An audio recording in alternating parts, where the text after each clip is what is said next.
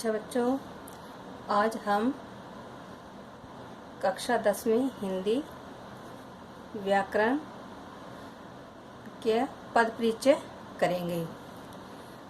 पद जब व्याकरण के नियमों के अनुसार शब्द को वाक्य में प्रयोग किया जाता है तो वह पद कहलाता है।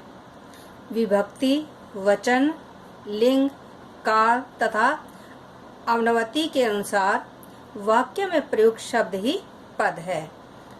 पद के भेद। पद के दो भेद हैं, विकारी, अविकारी। विकारी पद जिन पदों का स्वरूप लिंग, वचन, कारक तथा काल के अनुसार प्रयोग किया जाने पर परिवर्तित होता रहता है, वे विकारी पद कहे जाते हैं। विकारी पद 4 प्रकार के होते हैं: संज्ञा, सर्वनाम, विशेषण, क्रिया। ये जो विकारी शब्द है, इनका क्या है, लिंग, वचन, कारक तथा काल के अनुसार इनमें परिवर्तन हो जाता है, इसलिए इनको विकारी शब्द कहा गया है। अविकारी पद जो पद लिंग, वचन, कारक तथा काल आदि के प्रयोग से अप्रभावित रहते हैं, वे अविकारी पद कहे जाते हैं।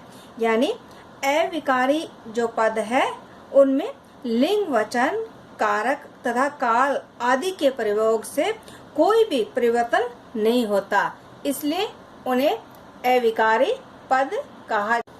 वे अविकारी पद कहे जाते हैं। इन पदों को अव्यय भी कहा जाता है। अव्यय के 4 प्रकार है।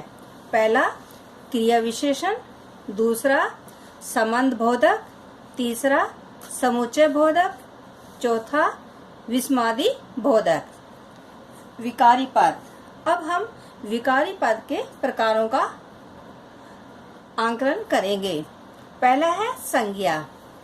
संज्ञा का अर्थ है नाम, किसी प्राणी, वस्तु, स्थान, गुण, भाव अथवा स्थिति आदि के नाम का बोध कराने वाले शब्दों को संज्ञा कहा जाता है। जैसे मनुष्य, गाय, पर्वत, वस्त्र, गंगा, यमुना, क्रोध, मधुरता आदि। संज्ञा के भेद।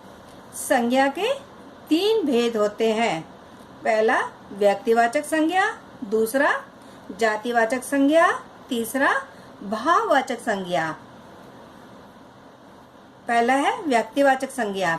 जिस संज्ञा से किसी एक व्यक्ति, वस्तु या स्थान का बोध होता है उसे व्यक्तिवाचक संज्ञा कहते हैं।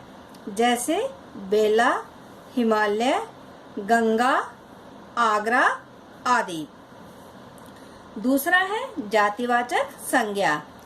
किसी प्राणी, वस्तु या स्थान की पूरी जाति का बोध कराने वालों संज्ञा जातिवाचक का बोध कराने वाली संज्ञा जातिवाचक कही जाती है। जैसे बालक, पक्षी, भवन, नगर, वन आदि। तीसरा है भाववाचक संज्ञा। किसी गुण, दशा, व्यापार तथा भाव का बोध कराने वाली संज्ञा भाववाचक कही जाती है। जैसे शीत, गर्मी, प्रेम, दया, बुढ़ापा आदि।